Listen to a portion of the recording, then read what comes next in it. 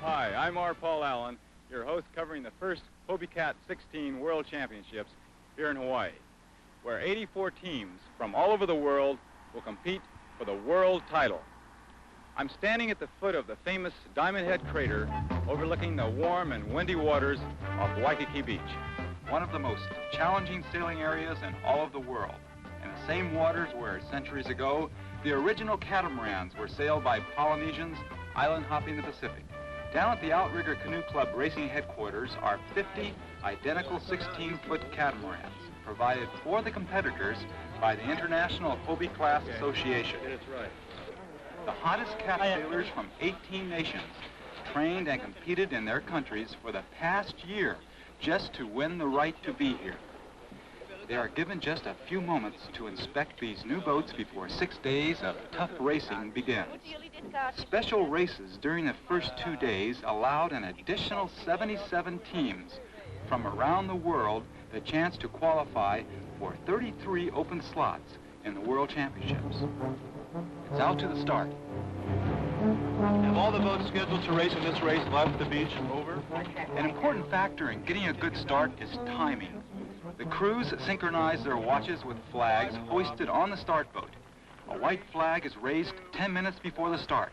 It is lowered exactly 5 minutes and 30 seconds before the start. 5. The course to be sailed is posted, and skippers verify it on their course charts. Blue. Then a blue flag goes up 5 minutes before the start. The chart the skippers use looks like this. The racing headquarters of the Outrigger is here, close to Waikiki and Honolulu and Diamond Head.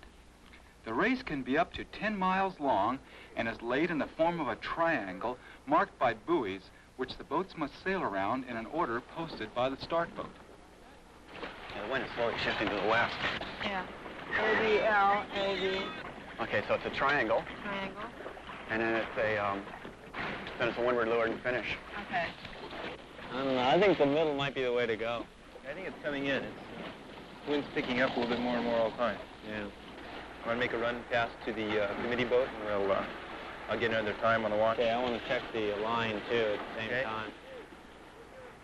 Good starting tactics demands quick thinking and precise teamwork. Blue flag is down. 30 seconds to go. Boats begin jockeying for the best position on the line, but just behind it, when the red start flag goes up. It's a wild, exciting free-for-all, yelling special rules, like this one at a barging boat. Barging is like someone butting in line at the local supermarket. You're barging! We were forced down by 27. The red flag is up. It's the start of 6 days of World Championship racing.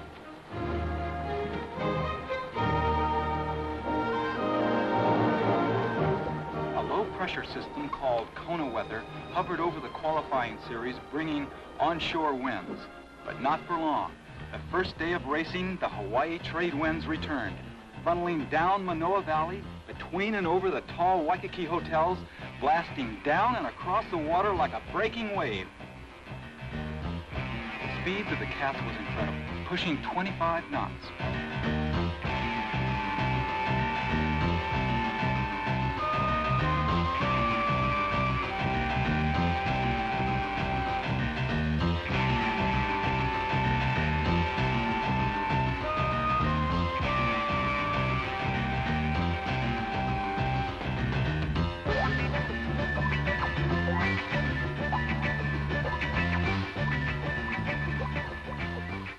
were a test of endurance between man and the elements. The United States champion Jerry King and Pat Love handled the conditions with expert form. There was two boats that flipped right in the same spot. You know, watching up there. Yeah, we just backed way up on the boat and let the sails all the way out. Yeah. Well, you guys didn't have as much weight as him either. Huh? Oh, no. Did you see those big guys from Australia? Yeah. The puffet come and they just truck. Well, that's why we thought you guys were doing so good, because you don't have all that weight. How far? You were really far back?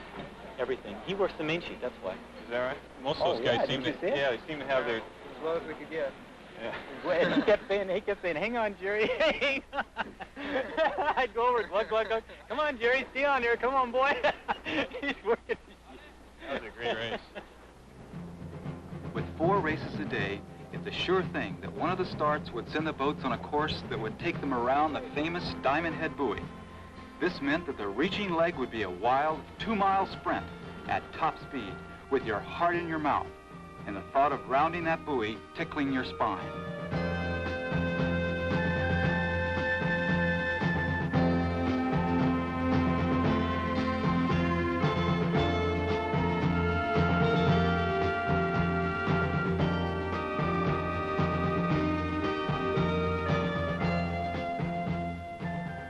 Diamond Head buoy is cheered as well as dreaded by Transpac yachtsmen who race over 2,000 miles to finish at this buoy, sometimes with a disastrous knockdown or dismasting in the tricky winds that lurk there. Winds that roll down and around Diamond Head, splashing here and there unsuspectingly.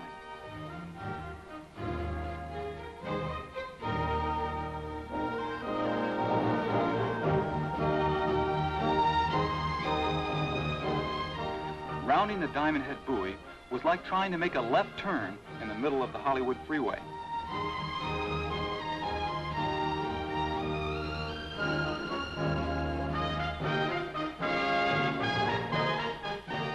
With these strange winds, one minute you'd be in 4th place, the next in 1st, and not really know why.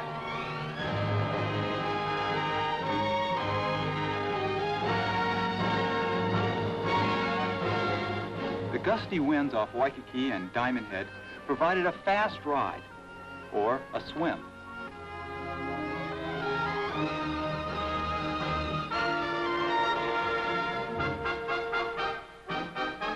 With the hull coming up and down with the gusts, the crew must move quickly to avoid becoming one of the flying wall-endeds. Hawaiian champion Herb Andresen lost 1st place in one race doing just that. The boat and us and Albin right out, and it flipped us over. Well, it was the Mother Nature that did us a bad deal. And you lost the lead to King, huh? I lost the lead to King, and I gained some of it back. I got a 5th. So I'm not discouraged, because it's I think consistency is what counts. Consistent capsizes in the same race can cause your crew to revolt and swim in. Having the crew out in the trapeze can usually prevent you from losing the boat in a capsize, unless the wind suddenly quits. Then you lose your crew. The best description of this World Championship was versed by U.S. skipper Jeff Canepa. I've never sailed so fast for so many days in my whole life. Racing was tough, but so was keeping track of how each skipper finished and which team would sail which boat in the next race. In major sporting events, even the Olympics, competitors have the advantage of using their own personal equipment.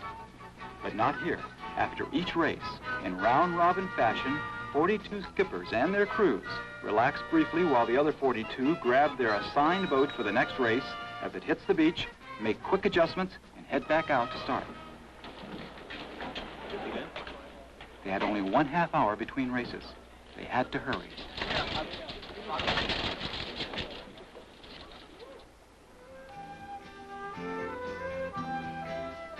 It's back out for another race. Maybe it would be light airs this time. Anything under 20 knots would do for some.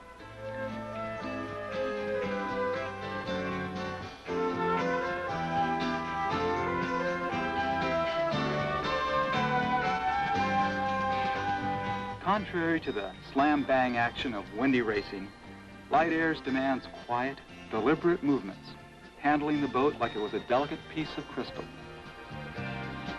In light or heavy conditions, the racing was close, and close in many ways. These two are close friends. In this high-caliber competition, the closest and most critical part of the race is usually at the start and while rounding the marks.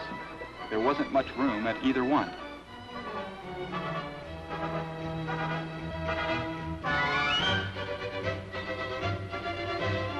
There's a mark in there somewhere.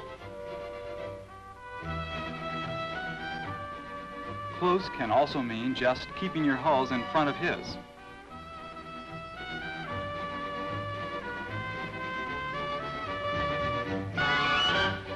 Close can mean keeping your hulls out of his. See this guy on starboard, Richard? Richard, tap. Got a yell, please. Let us know. These boats are all racing by a uniform set of international rules, which governs the decisions of each skipper during close combat racing. This was a near miss on 2 counts.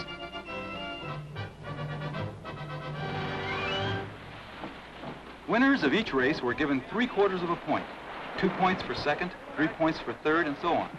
At the end of the final race, the skipper with the lowest score and the best finishes would be world champion. There were many moments of glory, especially among the heavy wind specialists from Australia, Puerto Rico, Hawaii, and Tahiti. Hawaii was chosen for the World Championship because it's a great place to sail. It's also a great place to have fun, and it didn't take the sailors long to get into the swing of things.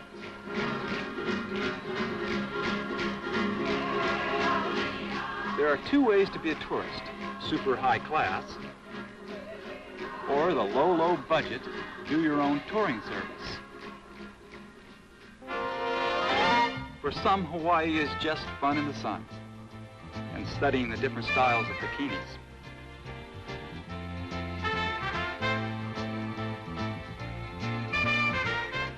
There was the topless style and the new bottomless style. Hawaii is mainly a land of fun on the water, on all types of exotic craft.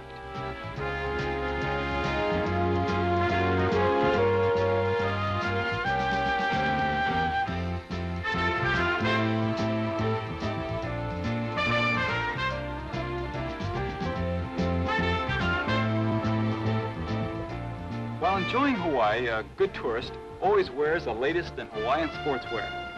Jeff Canepa wears the first floating hula skirt and life jacket. The extreme wind conditions created a high demand for spare parts. Meet Jeff Canepa, 22-year-old California business law student, 3-time catamaran sailing champion, international bon vivant, and used car salesman. I said I know the problem.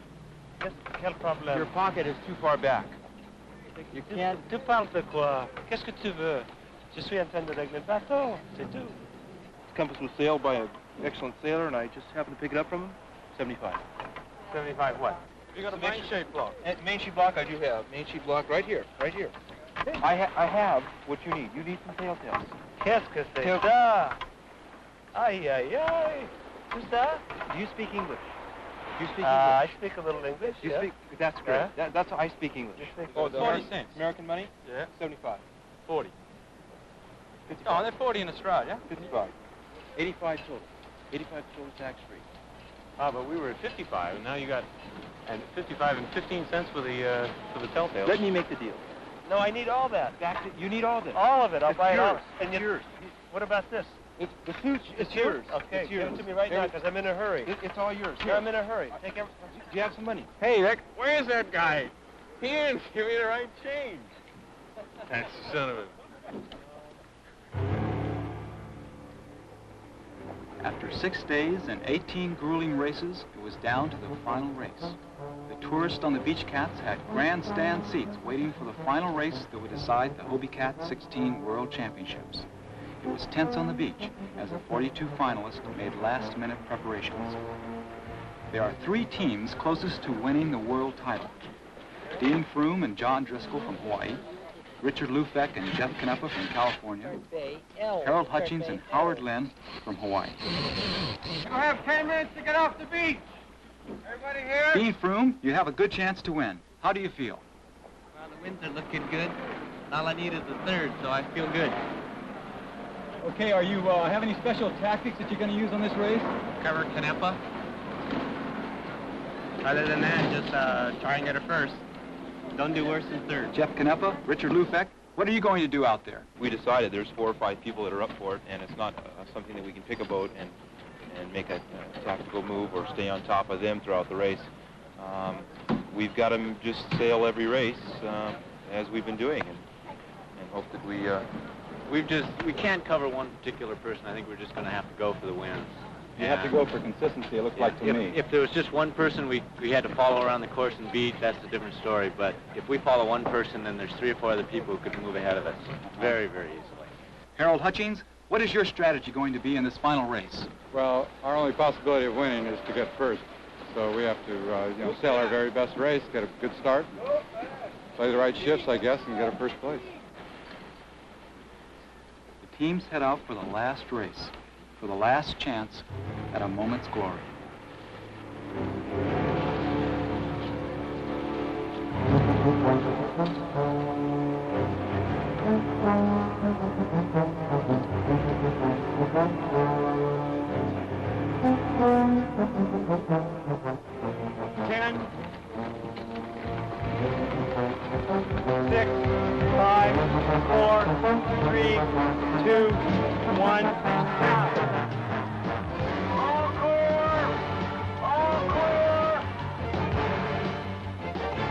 Screen with the gold sail number 54 is Richard Lufeck and Jeff Canepa at the weather end of the line with an excellent start and clear air, starting where they started all week as they felt the wind filled in first from this side of the course. Right with Lufeck and just down the line is Harold Hutchings with a red sail number 07. Down toward the leeward end with a good but conservative start is Dean Froome, the orange sail number 24 in the center screen, choosing not to mix it up with Lufeck at the start. Froome can't afford to have a foul situation in this last race. He just wants a clear air start that will give him a chance to stay near Lufeck and still sail a good race.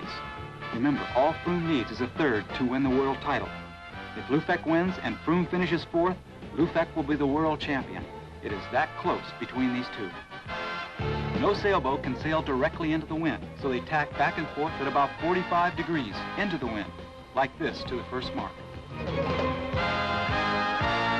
David Bray from Australia rounds in first place, followed by Hutchings in second. Richard Lufeck in the goal boat number 54 jives around the mark in 5th position, heading downwind this time to the leeward mark. Where's Froome? Froome is buried in 19th position, surrounded by a pack of boats. He was too far down the line at the start, unable to stay in the same wind as Lufeck. Rounding the leeward mark, Froome is still in 19th. And with every ounce of Driscoll's 190 pounds out on the trapeze, they race to weather again. Back at the weather mark, it's Hutchings. Hutchings and Lynn of Hawaii have taken over the lead from Australian David Bray. Hutchings going for that long shot, knowing that if he wins this race, he can possibly win the world title. But Lufeck is pressing hard. Lufeck has passed 2 boats on the downwind leg and taken over 3rd place, trailed closely by the California team of Russell Eddington and Jim Black. The winds have died off suddenly, like they have done all week long, like someone playing with a light switch. Violent 35-knot gusts, then nothing. Froome, with brilliant upwind sailing tactics, has passed 9 boats and jives around the weather mark now in 10th position.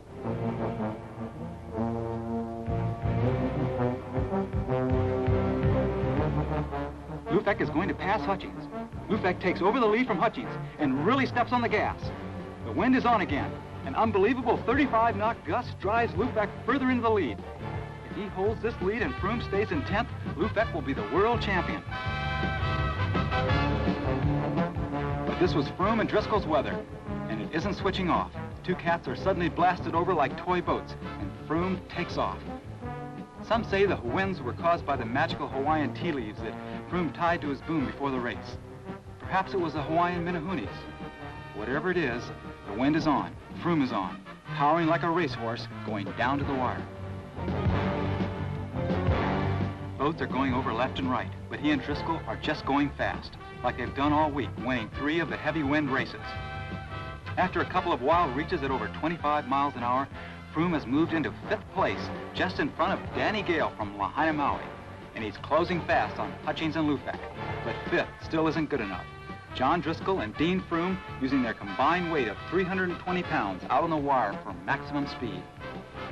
These two have sailed together all year long, practicing in the ocean off Waikiki, developing special techniques for handling the boat in these gusty conditions. Froome has caught Hutchings at the last mark before the finish. What an exciting race. If Froome can now hold on to 3rd, he has won the World Championships. But Hutchings is pinching up, trying to keep Froome from passing. Froome drives off to leeward. It looks like Froome is going to try and pass Hutchings in this last leg. Froome never lets up. He wants 2nd place. Lufak and Canepa have a tremendous lead in this race, but on the scoreboard, that's not good enough. Froome and Driscoll, with remarkable racing, have sailed from a buried in the pack, 19th to 10th to 5th, then to 2nd place. And they've done it! They've done it! The first Hobiecat 16 World Champions.